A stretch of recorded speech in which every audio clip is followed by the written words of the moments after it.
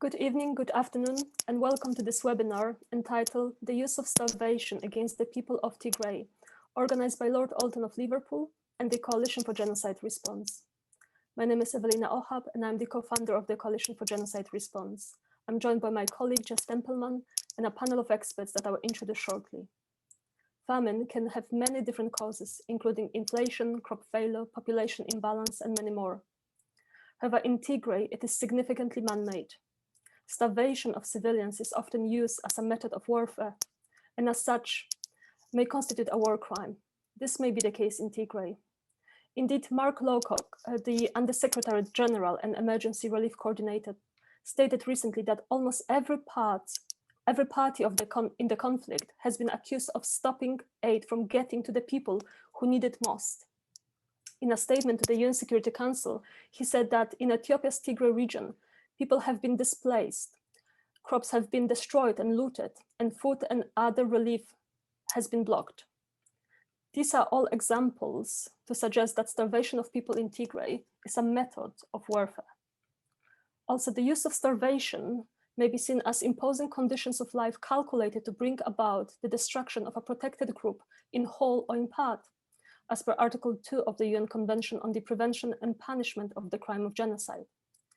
If this is the case and all elements of the crime are present, we may be talking about genocide that states are under a duty to prevent. Our panelists today will discuss the issue of starvation as a war crime or as a genocidal method and the needed responses from states and international community. And the panelists today include Lord Alton of Liverpool, crossbench peer at the UK House of Lords and patron of the Coalition for Genocide Response, Alex Deval, Executive Director of the World Peace Foundation and Research Professor at the Fletcher School at Tufts University, and Arif Abraham, Barrister at Garden Court North Chambers. And now, without further ado, I would like to give the floor to Lord Alton of Liverpool. Thank you, Evelina. I'd like very much to thank Dr. Ahab and the Coalition for Genocide Response for organising this evening's webinar on this important issue of the use of starvation against the people of Tigray. My late mother was a native Irish speaker, and I hold both British and Irish passports. As a child, I was brought up on the stories of the calamity which had befallen Ireland 100 years earlier during what's often called the Great Starvation of the 1840s. Charles Trevelyan, the British civil servant who was directing British policy at that time as the potato crops failed, saw the blight of the crops as an opportunity and famously said, these are his words, "The real evil with which we have to contend is not the physical evil of the famine, but the moral evil of the selfish, perverse and turbulent character of the people." Starvation for him became a useful tool with which to reduce their numbers. He wasn't alone in this approach. Malthus, in a widely quoted comment to Ricardo, had urged the depopulation of Ireland. Again, their words, "The land of Ireland is infinitely more peopled than in England, and to give full effect to the natural resources of the country, a great part of the population should be swept from the soil." During the Irish famine which followed, the British government had a calculated policy of non-intervention. 8 million people were reduced to 4 million people. 3 million emigrated and 1 million died. What happened in Ireland in Victorian times provided a textbook example of how to conquer and suppress people and to seize their lands, their properties and their homes. Perhaps that's why it's Ireland, as a current member for 1 year of the United Nations Security Council, that has been attempting to shame the UN Security Council into recognizing that starvation is being used as a weapon of war in Tigray. I once traveled a few years ago into southern Ethiopia from the neighboring region of Turkana. In Lodwar, which is Turkana's major population center, there's a place known as the Irish Hill, because it was from there that the Irish distributed food during a terrible famine in the 1960s. And of course, it was an Irishman, Bob Geldof, who in 1984 saw the terrible famine gripping Ethiopia and launched Band-Aid. The record he recorded sold over 2 million copies around the globe and raised more than 24 million US dollars. The 1985 Live Aid concert raised a staggering $127 million for famine relief in Africa. The 1984 famine killed more than 1 million Ethiopians. The world's response then was an extraordinary outpouring of the common good. But Ethiopia's northern Tigray is once again gripped by a terrible famine, already affecting, according to the United Nations, around 300,000 people. But this famine is man-made. This famine was wholly avoidable. Only a few days ago, Mark Lowcock, whom Dr. Ohab mentioned at the beginning of our webinar, the United Nations humanitarian chief, warned that the 1984 famine could occur again if the famine isn't addressed accordingly. Now, that's a warning that we should take seriously. According to the Integrated Food Security Phase, the classification, it's called IPC, as of May 2021, 5.5 million people, that's 61% of the people in the area, are facing high levels of acute food insecurity. 3.1 million people are in crisis, that's IPC phase 3, and 2.1 million people in emergency, that's IPC phase 4. This is despite the major humanitarian food assistance that has reached up to 5 million people in the last few months. The situation is expected to worsen through right up to September 2021 on the present trajectory, with 4.4 million people, 74% of the population analysed, in crisis or worse. And among these, an estimated 400,000 now are expected to face catastrophe. That's IPC phase 5. These estimations take into account an expression of humanitarian assistance, which will be expanded, we're told, to reach 60% perhaps of the population. If the conflict further escalates, or for any other reason, humanitarian assistance is hampered, most areas of Tigray will be at risk of famine. Despite the resistance of the Ethiopian government and the appalling involvement of Eritrean militias, the international community must take steps to ensure immediate and continuous unimpeded access for humanitarian organizations to all populations in need of assistance. While OCHA has been scaling up its assistance, and indeed since the 1st of May, more than 2.3 million people out of the targeted 5.2 million have been reached with some food aid, the need remains great, and there are other concerns that affect the response to this famine. Indeed, it was the British ambassador, Barbara Woodward, who emphasised recently that it's not a drought or locusts that are causing this hunger, but the decisions of those in power. That means those in power could also end the suffering, she said. Well, in May 2021 of this year, Stephanie Dujarric, the spokesman for the UN Secretary General, emphasised that blockades by military forces have in recent days severely impeded access in rural areas where humanitarian needs are most severe. And this trend is continuing. As we're dealing here with a man-made famine, we're seeing the same men preventing people being reached by humanitarian assistance. This isn't a coincidence, it's a well-planned method of war waged in Tigray since 2020 by the government of Abiy Ahmed and the allied Eritrean Isaias Afwerki. Indeed, reports suggest that their forces have been burning fields and stores and slaughtering livestock. They're also accused of having systematically blocked aid deliveries to parts of Tigray. And again, as Mark Lowcock noted, they are trying to deal with the Tigrayan population by starving them, his words. Food is definitely being used as a weapon of war, his words. It's not Nobel Peace Prizes that these two men should have received, but indictments.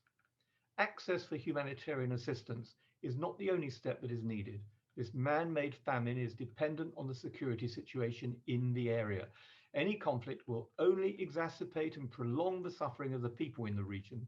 Therefore, a ceasefire and strong security mechanisms in the area will be a key to enabling conditions to enable humanitarian organizations to do their work effectively.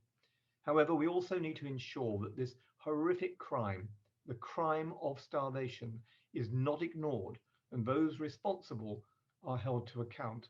Dr. Ohab said that this could well be an offence under the 1948 Convention on the Crime of Genocide. Well, we who are signatories to that convention, of course, include the United Kingdom, we have a duty to predict when we see the emergence of signs of genocide, but when we have a duty to protect, we have a duty to prevent, and then finally we'll have a duty to punish those who are responsible. The United Nations' greatest Secretary General, Dag Hammarskjöld, who was himself killed in Africa, once said that the United Nations wasn't designed to take people to paradise, but to prevent people from being condemned to hell. In Tigray, it's failed to do even that. Thank you very much, Lord Alton. And now I would like to give the floor to Alex de Waal. Thank you very much, Lord Alton, for that very moving and compelling account and call to action. And everything that you've said, I fully endorse and agree with. One of the remarkable things about the situation in Tigray, the humanitarian and political situation, is that every senior international policymaker with whom I've spoken over the last months fundamentally agrees with that analysis. There is really hardly a dissenting voice, and yet the action that is required has not been taken. Let me start with Ireland, because I recall at the annual commemoration of the Great Hunger in Ireland, which was held in Cork a couple of years ago, and I attended. And I proposed that the famine there actually was incorrectly named. It should actually be called the Great English Famine in Ireland, because the perpetrators of that were in London. And famine on that scale is a crime, and it is a crime that should never be overlooked, should never be forgotten. And one of the great tragedies of famine is that in addition to the human suffering, the tremendous distress that individuals and families feel, afterwards the memory of famine is one of indignity, of distress, of the petty cruelties, the fact and feeling of failure, the failure of parents who bury their children, the feeling of failure of those who are unable to give food to their desperate neighbors. And one of our basic, most important duties to those who suffer famine in this way is to be able to tell them, it was not your fault. You can hold up your head high, because this was a crime inflicted upon you over which you have no control. And just like survivors, victims of rape, of sexual or gender-based violence need to be emancipated from that indignity and shame, so too the victims, the survivors of famine need to be emancipated, or it will remain a rancorous memory for generations to come. So the famine that we are now in, and let us have no beating about the bush, let us be candid, this is a famine. Mark Lowcock said it. Mark Lowcock and I and there's a generation of humanitarians who came of age during that famine of 1984-85 in Ethiopia. We know famine when we see it. This is famine. If this is not famine, then the word famine has no meaning. And Prime Minister Abiy Ahmed said yesterday, asked the question, he said, oh, hunger in Tigray, there may be a bit, not much, we can take care of it. It is that sort of callous attitude that I think forfeits the legitimacy of ruling, of governing. No matter how many votes he may garner in an election, it forfeits legitimacy vis-a-vis citizens. So the famine, twice in history, famine has delegitimized government and led to its overthrow in Ethiopia. In 1973, the famine in Wollo undermined the rule of Emperor Haile Selassie and led directly to his overthrow. The famine that you spoke about, 1984-85, Lord Alton, delegitimized the military rule of Mengistu Haile Mariam and actually helped mobilize the people of Ethiopia in opposition to his military rule and his war, contributing to his overthrow. And the government that came to power in 1991, the Ethiopian People's Revolutionary Democratic Front, can be faulted for many things. It was not democratic.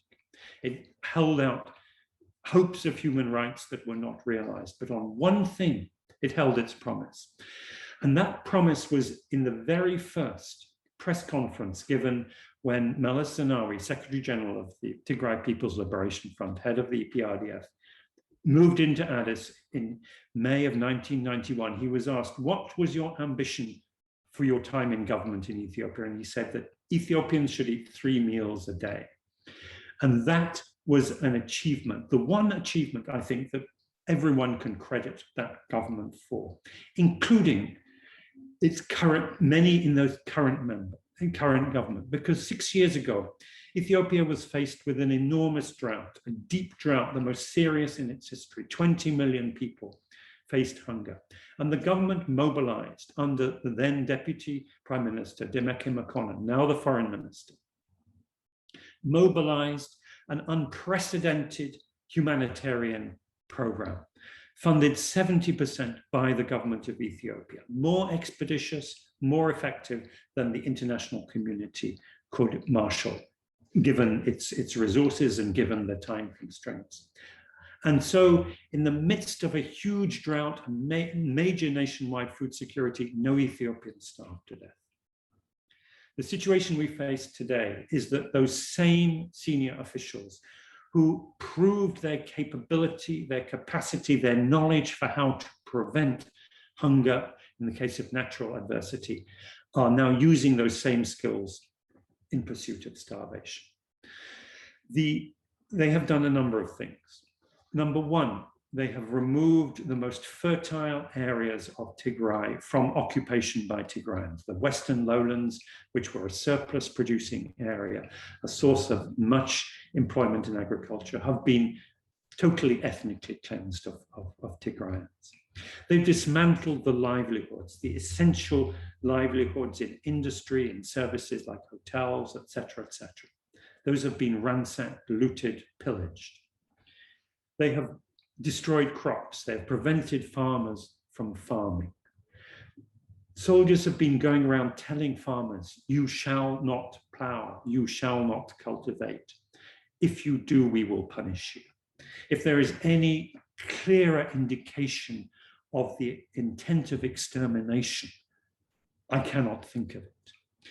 I cannot think in my own 30 years or so of scholarship on famine of a case, of a clearer case of the intent to starve since the operations mounted by the German invaders of Eastern Europe and the Soviet Union in 1941, when the so-called hunger plan, the starvation operation, was intended to kill millions of people in Poland, Ukraine, and Russia.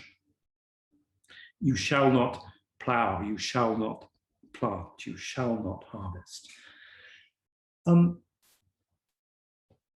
The definition of the war crime of starvation is the destruction, removal, or rendering useless of objects indispensable to the survival of the civilian population. That obviously includes food. And the destruction of foodstuffs is undoubtedly the war crime of starvation on a scale that, as I've said, we have rarely seen. There's also the destruction of water, indispensable to survival. water supplies, the water infrastructure being ripped up, being destroyed. Much of it, I might add, paid for by international aid by British taxpayers, who provided through the aid budget funds to construct the water supply of the Tigrayan towns. It includes medical supplies. 70% of Tigray's hospitals and clinics are looted or vandalized. Some are occupied by the army. The main referral hospital, Ida Hospital in Mekelle, has been effectively tyrannized by soldiers. And then there is another element here which is often neglected, but the moment I explain it, I think it will become clear. Maternal care is essential for the survival of children. About 2/3 of those who die in famines are children under 5. So when we talk about a famine that may kill 1 million people, we're talking about 600,000 or 700,000 children under 5. That is half the preschool children in London dying of starvation. Now, consider what we know about the campaign of rape and sexual violence committed against the women of Tigray. The UN estimates that at least 22,000 women are in need of support, having been survivors of sexual violence. We have horrific stories of women who have been abducted and kept as sexual slaves. A woman who is a survivor of sexual violence of this type often cannot care for herself, let alone care for her children. We have tens of thousands of unaccompanied children. Many of those children are unaccompanied because their mothers have been abducted. And think of the anguish of their mothers, either in captivity or perhaps recuperating in a safe house, but not knowing the fate of their young children. That is not only a crime against women, but also a starvation crime. And this has been unfolding and we have known about it. The information has been there and yet we have failed to act. Let me just add a couple of words about what is happening now. One of the miscalculations of the government of Abiy Ahmed and the government of Isaias Afwerki was that by committing atrocities on this scale, they will terrorize and subjugate the people of Tigray. It didn't work out that way. They rallied. They have formed a new and powerful resistance. And in the last week, that resistance, which came from the dust, from nowhere in 6 or 7 months, has inflicted some astonishing military defeats on the Ethiopian government army. They have destroyed, according to reliable, confirmed reports, 5 full divisions of the Ethiopian army. The Ethiopian army is essentially routed. It cannot come back from this. It is in full retreat. Now, there's several things arise from this. And the first and the most urgent is that a retreating army with many casualties, terrified, vengeful, those soldiers are at high risk of committing atrocities against civilians. And we must be extremely alert over the coming days against that there is a possibility of indiscriminate, random killings of Tigrayan civilians in response to these military reverses. It's a very dangerous moment. The second is that the numbers of people under the control of the Tigray Defense Forces will now increase. It was more than 1 million. It is likely to be about 3 million. The imperative of humanitarian assistance crossing the lines, reaching those people, having some form of humanitarian ceasefire, some form of humanitarian corridors, has never been higher. And then the final point that I'd like to make is the international community has failed to establish any form of communication with the leaders of the Tigrayan resistance. We have somehow succumbed to the demonization of them by the Ethiopian government, the labeling of them as terrorists. They, of course, have many questions to answer, but the fact is that they are in control of an area, a population which has many millions of people. And many of those people who are fighting on their behalf are fighting for survival. We must talk to them, because unless we talk to them, unless we have a political negotiation with them, then the future of the starving people of Tigray and the region as a whole is very, very dangerous indeed, very bleak. Thank you. Thank you very much, Alex. And from Lord Alton of Liverpool and also from Alex Deval, we've heard about the severity of the situation in Tigray and the very dire situation in Tigray that requires a comprehensive response. And now we'll hear from Arif about the law, relevant law, especially international criminal law that applies to the situation. Arif, the floor is yours. Thank you, Evelina. And may I begin by thanking Lord Alton, Dr. Ohab, and the Coalition for Genocide Response for the invitation to this timely and important discussion. What we've heard from Evelina, Lord Alton, and Alex is both tragic and harrowing, and that tragedy is compounded by the fact that what we're seeing in Tigray is entirely a man-made disaster that's completely preventable and still eminently and entirely stoppable.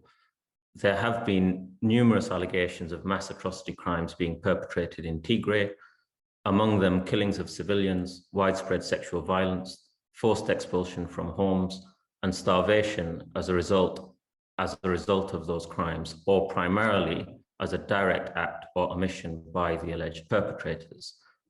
Our focus today and primary concern is starvation. And the evidence, as Alex has eloquently demonstrated, is that alleged perpetrators, and we need not go into who exactly, have and continue to indiscriminately destroy health facilities and food supplies, pillage essential services, and also deprive the civilian population of access to humanitarian services. The question is, what does international law have to say about these acts of starvation? In summary, inflicting starvation can constitute violations of numerous provisions of international law, including international humanitarian law, which applies to states and regulates the conduct of war, international criminal law, which applies to individuals, but in respect of which states may also have responsibilities arising, and international human rights law, which applies to states and relates to the relationship between a state and its citizens. I'll take each of these three branches in turn. As a matter of international humanitarian law, it is clear and unequivocal that the use of starvation against a civilian population as a method of warfare is completely prohibited. That includes attacking objects indispensable to the survival of the civilian population, which of course includes food and water, and denying access of humanitarian aid intended for civilians. Now, state practice has established, following codification in the additional protocols to the Geneva Conventions, this rule as a norm of customary international law that is applicable in both international and non-international armed conflicts. This means it is prohibited to attack, destroy, remove, or render useless objects indispensable to the survival of the civilian population for whatever motive.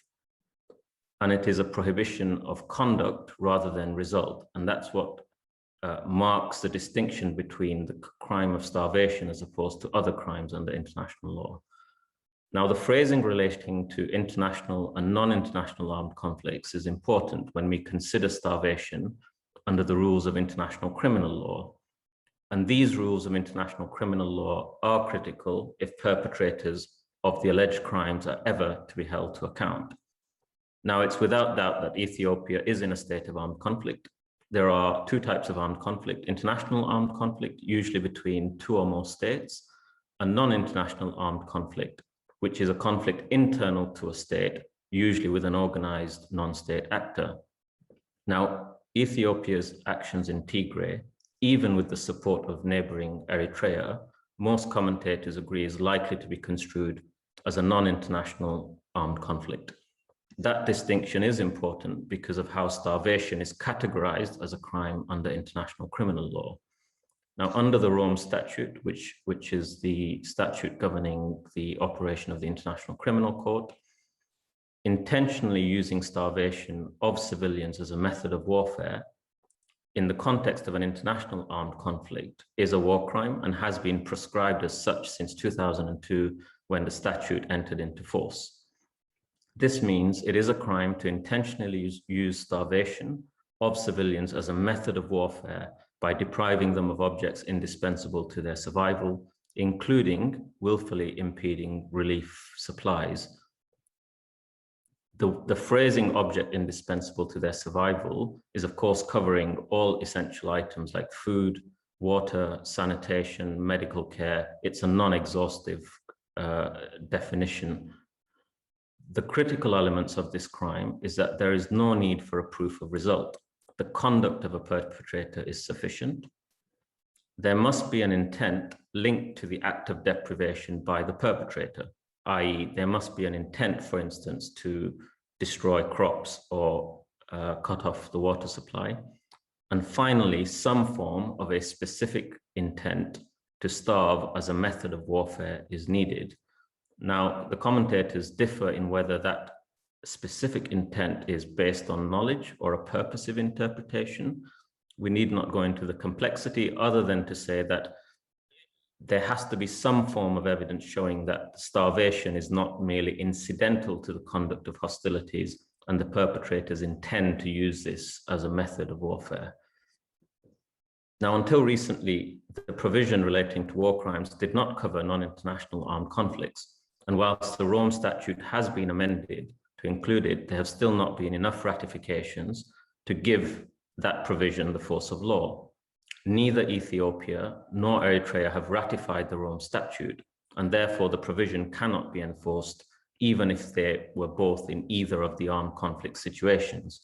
Now, needless to say, there is extensive commentary, including from the International Red Cross, that indicates that the war crime of starvation is part of customary international law, and therefore alleged perpetrators in Ethiopia and Eritrea can be held to account, regardless of the state's ratification of the Rome Statute. What other provisions of international law might be relevant in the case of Tigray?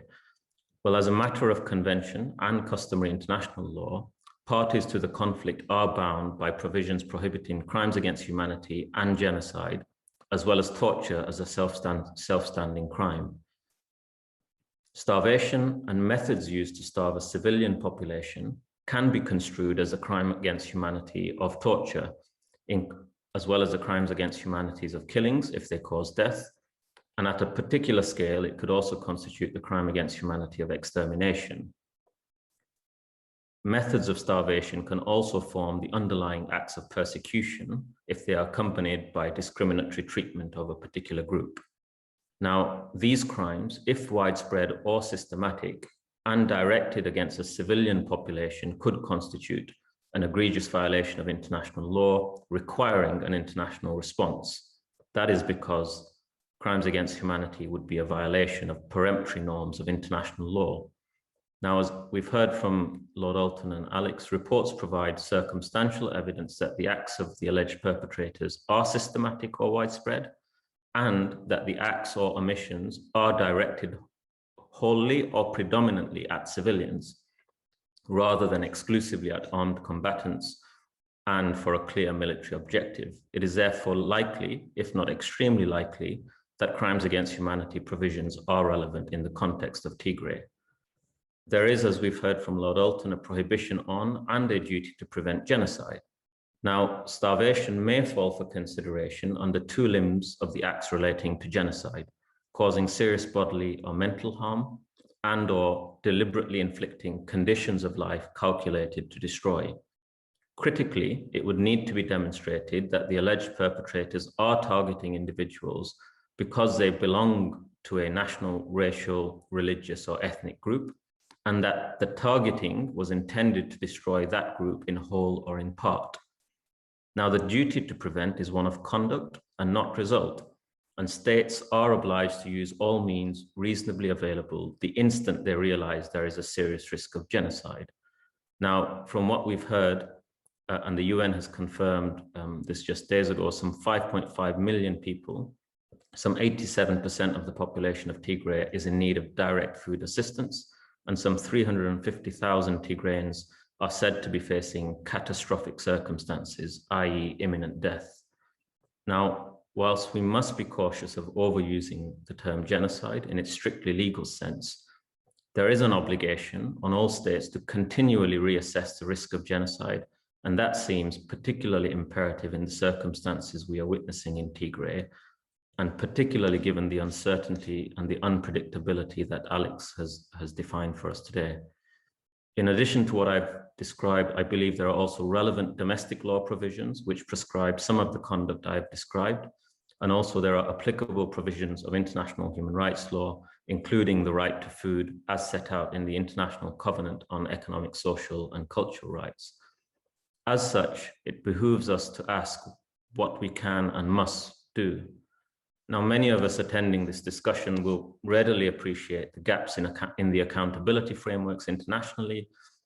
And sadly, this is another case where there are vast gaps in the architecture of international justice. As far as I am aware, there has never been, for instance, the prosecution of starvation as a war crime at the international level. And perhaps some of the participants might be able to enlighten us on whether, in fact, there's ever been a prosecution of starvation as a distinct crime anywhere around the world. So whilst acknowledging the gaps are important, it does, of course, nothing to help the victims and the survivors in immediate need. The steps, albeit far removed from immediate assistance to victims and survivors, may be as follows, and some of these may have deterrence effects on alleged perpetrators. First, there can, of course, be a referral of the situation in Tigray by the UN Security Council to the International Criminal Court.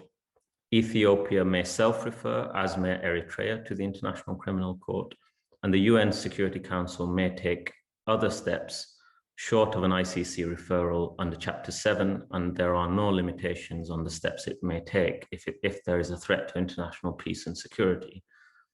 Second, states may consider sanctions of alleged perpetrators and put notices out for international arrest warrants for alleged perpetrators or the architects of the campaign for starvation in Tigray. Third, if violations of customary international law have been committed, the alleged perpetrators, whether they are low-level perpetrators or high-level perpetrators, may find themselves before national courts of other countries under universal jurisdiction, and that risk, if credible, will put high-level perpetrators on notice.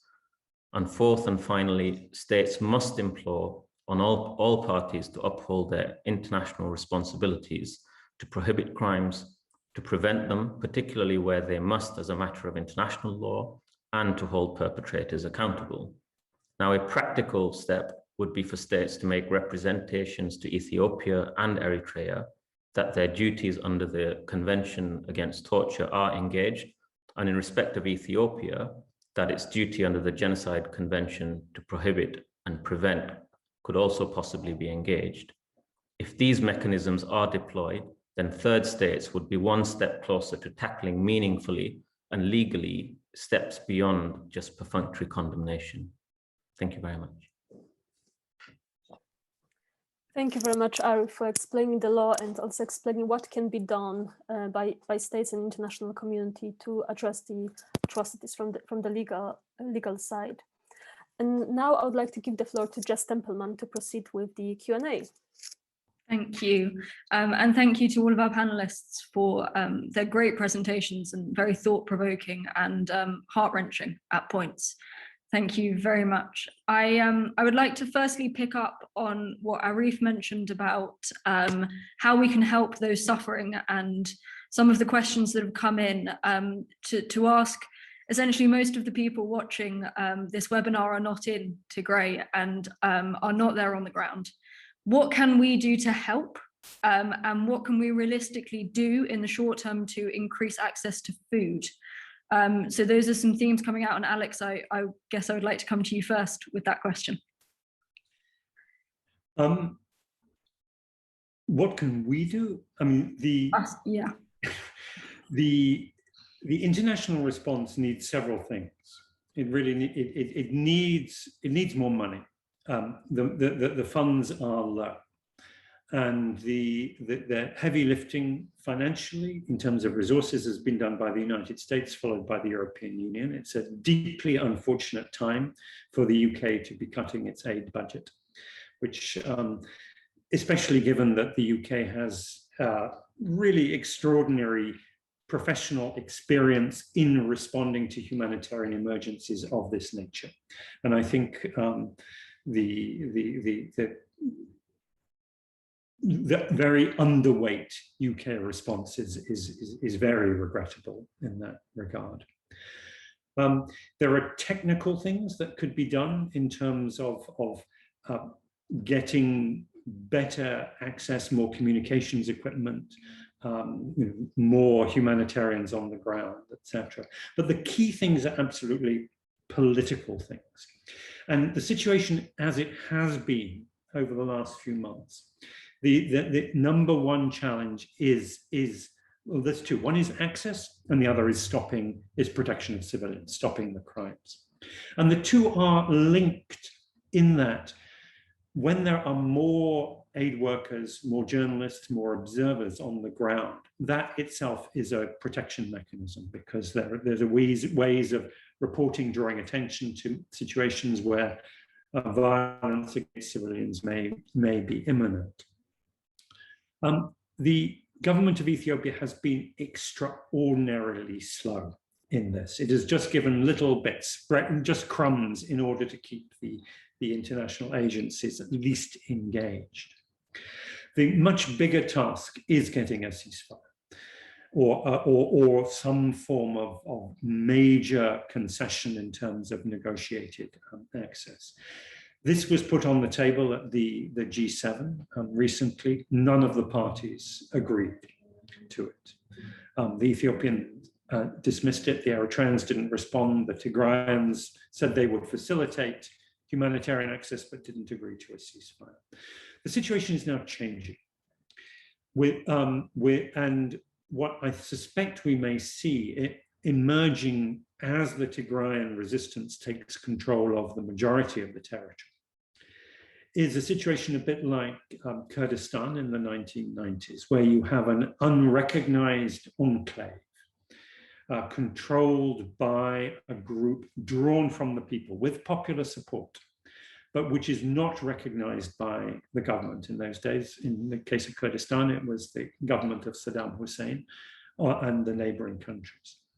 In fact, in hostile relationship with those.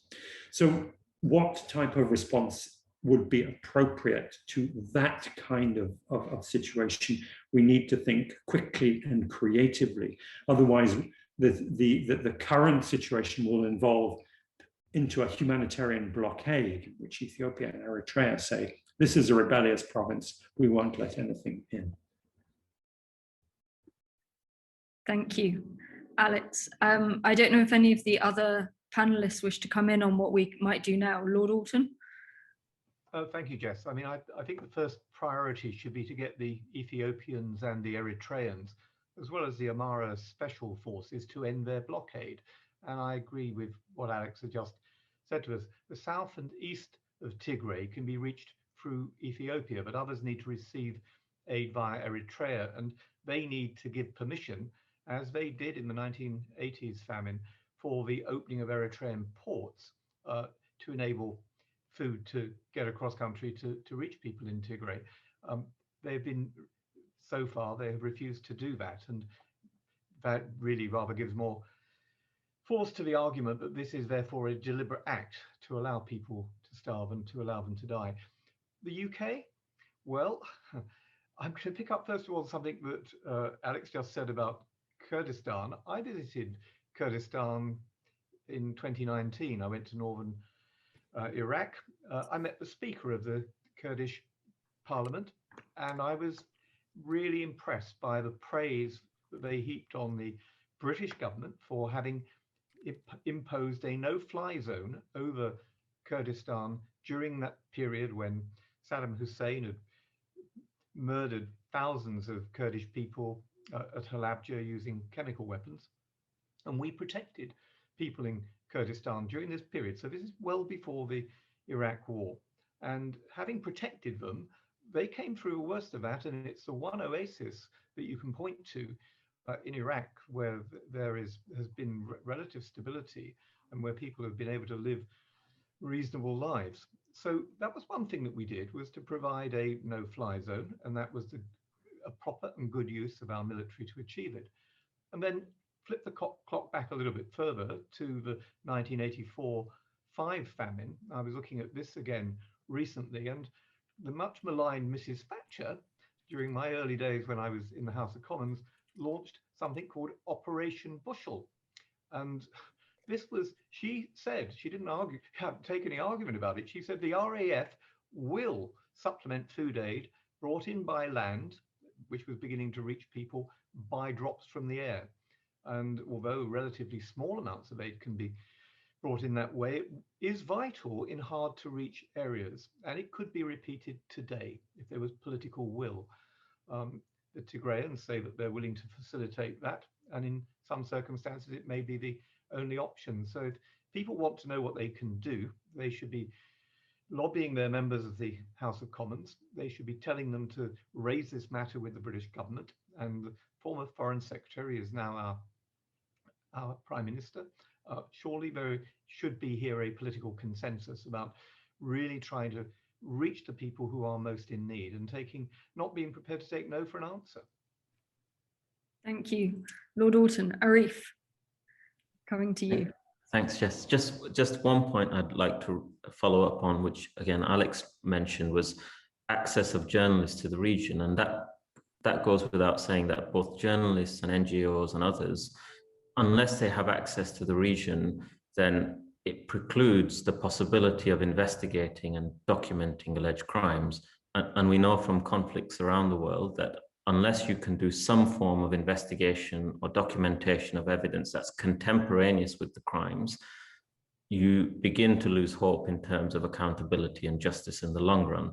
Now, I imagine there are many people on the ground who are collecting evidence or have evidence, and of course, they can do some documentation and investigation work themselves.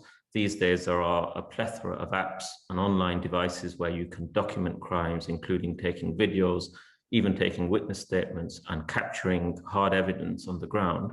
But of course, the better the assistance that people on the ground have from international investigators, lawyers, possible prosecutors, the higher the chances of future accountability. And again, we know from conflicts elsewhere in the region and also elsewhere internationally that victims and survivors have it very high on their list in terms of seeing some form of redress, legal redress for the harms they've suffered. And so I guess anything that we could do from our perspective, whether that's in the UK or elsewhere, in assisting, investigating and documentation processes, the higher the chances for accountability in the future. Thank you. Yes, the question around documenting and collecting evidence is one of the key points around these crimes, and very hard to get right. I want to come to a question from Azeb, I hope I pronounced that right, which asks to Lord Alton and to Professor Alex de Waal, what has deterred the international community to not act on the atrocity, even as it's, sorry, I'm just reading, it's a slightly changed question. What has deterred the international community and caused them to remain indifferent to stop this atrocity occurring as it's ongoing? What do you believe has caused them not to act is the question. Alex, I'd like to come to you first for that. Let me focus on the UN Security Council. There are, I mean, the war in Tigray is a war. It's a threat to international peace and security. That is without question. There are 3 generic UN Security Council resolutions, 2 1325 and 1860 to do with violence against women, 1 armed conflict and hunger, 2417. All of them are reasons why this conflict should have come to the UN Security Council. 7.5 months on, it has only come in informal discussion, usually under 2417 armed conflict in Hungary, pressed by Ireland. And it is, I think, a shocking dereliction of responsibility by the United Nations leadership. I must say, Mark Lowcock, who has just left his position as Under-Secretary General for Humanitarian Affairs, has done an exemplary job, but he stands out among as someone who has done. The UN Secretary General, I think, has failed on this. But the bigger failure is actually the African countries. In response to egregious atrocities in the 70s, 80s, and 90s, including the use of starvation as a weapon of war in Ethiopia, the Rwanda genocide, coups d'etat, such as in Sierra Leone, etc., the African nations came together in the 1990s and early 2000s to adopt a set of norms and principles and set up institutions to ensure that this would never happen again. So the doctrines such as sovereignty as responsibility, doctrines such as non-indifference to egregious abuses of human rights, doctrines such as the requirement to offer and to accept offers of good faith mediation have all become standard practice in Africa. Sadly, in the last year, what we've seen is the African Union has succumbed to pressure from the Ethiopians, mainly and partly because Ethiopia is its host nation. They live there in Addis Ababa, to go back to the old doctrine, which is a state can do whatever it likes, sovereignty as impunity, if you like. And unfortunately, that has translated into solidarity among the African members in the UN Security Council. And it is because the African countries in the Security Council, Kenya, Niger, and Tunisia, have not stood up on their own African principles that China and Russia have threatened to veto. China and Russia, by the way, actually agree with the analysis that Abiy Ahmed and Isaias Afwerki are leading the region into a very, very perilous instability. They would not be averse to a strong resolution, but they are waiting for the Africans to move. The Africans have not moved. And you know, I'm not an African, but shame on them. Thank you, Alex. Lord Alton. Well, I largely agree with Alex's analysis and haven't an awful lot to add to it, but I do think that this points to a failure of international institutions. Some of this, of course, is under the cover of COVID, but I think the preoccupations of our governments in the Western world have inevitably been on domestic crises, and there's a sort of almost a groan and a sigh when you raise it directly with governments, as though they haven't already got enough to deal with. And so is it malign? Not always. I think it's just there's been an element of governments feeling they can't cope with anything else at this time. And I think it's under that cover as well that the Ethiopian and Eritrean alliance, which when you think that these have been two warring neighbors up until relatively recently, but they have themselves, I think, collaborated in the acts which have taken place in Tigray because it suited them. And of course, they to some extent also have become proxies of superpowers.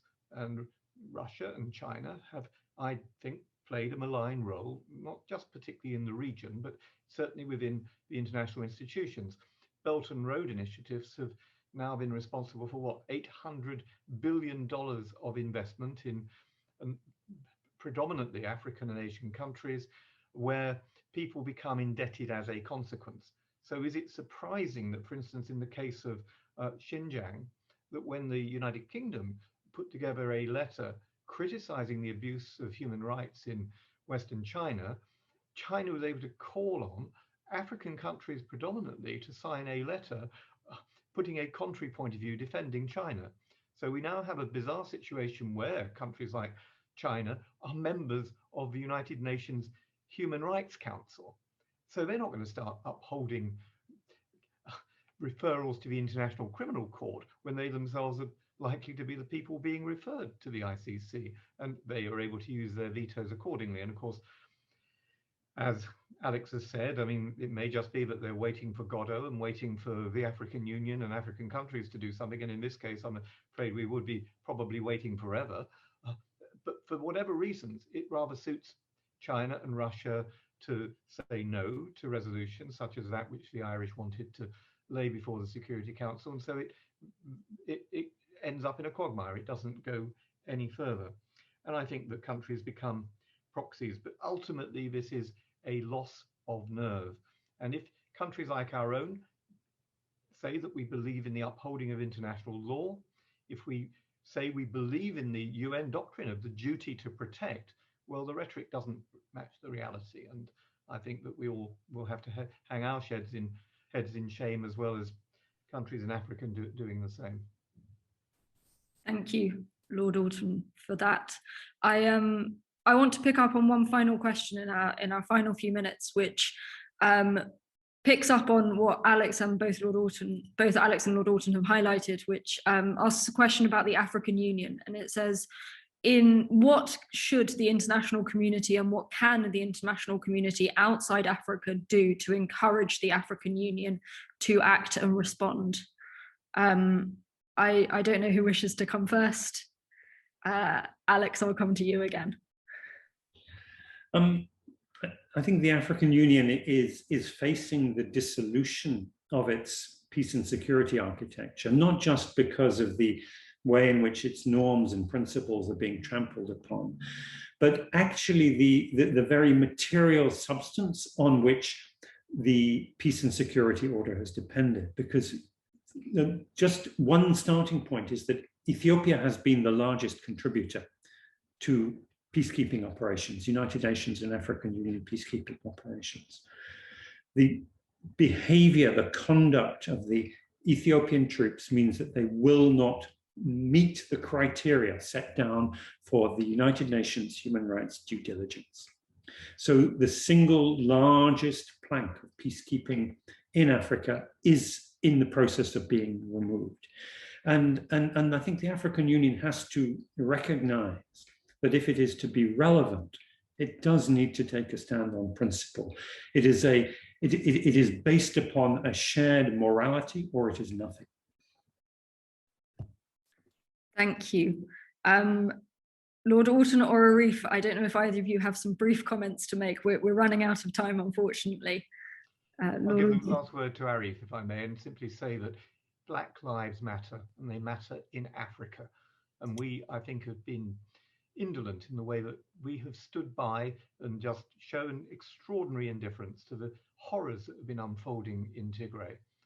And it almost has been, but it's just too far away. It's a place about which we know very little, the kinds of things that we've heard in the past. And here we are allowing it to happen all over again. And it breaks your heart. I mean, anyone who's visited the genocide sites, as I have in Rwanda, or I went into Darfur at the beginning of the genocide there, 300,000 people died, 2 million were displaced, and we seem to be incapable of preventing this cycle from recurring. Thank you, Lord Alton. Arif. Thank you, Jess. Thank you, Lord Alton. I mean, as a lawyer, I hate to say this, but this is a case where there simply aren't any shortage of laws. There are all the laws that we need here in the case of Tigray, from prohibition on the customary international law as a war crime. We've engaged various possibly crimes against humanity. There are duties to prevent under the Genocide Convention. And really what it comes down to is not laws, but I guess willingness. And essentially, this is obviously not the only example which we see, but a particularly egregious example of violations of numerous provisions of international law that simply come down to a lack of willingness on the part of states and officials to engage and grapple with violations that impact human beings. And I guess it's a case where we can do something immediately to stop the situation there, but we fail to do so. And I guess from our perspective, far removed, where we are not impacted immediately by the violations in Tigray, we are in a way impacted in the long term. And the question is what we can do sat remotely here in the UK, and the best we can do is ask for our elected officials to take a position as a matter of international law, not even as activists, but as purely agents of the rule of law and the international rule of law. And what that compels us to do is to go beyond condemnation and to implement the provisions and the principles of law that we ourselves have put in place.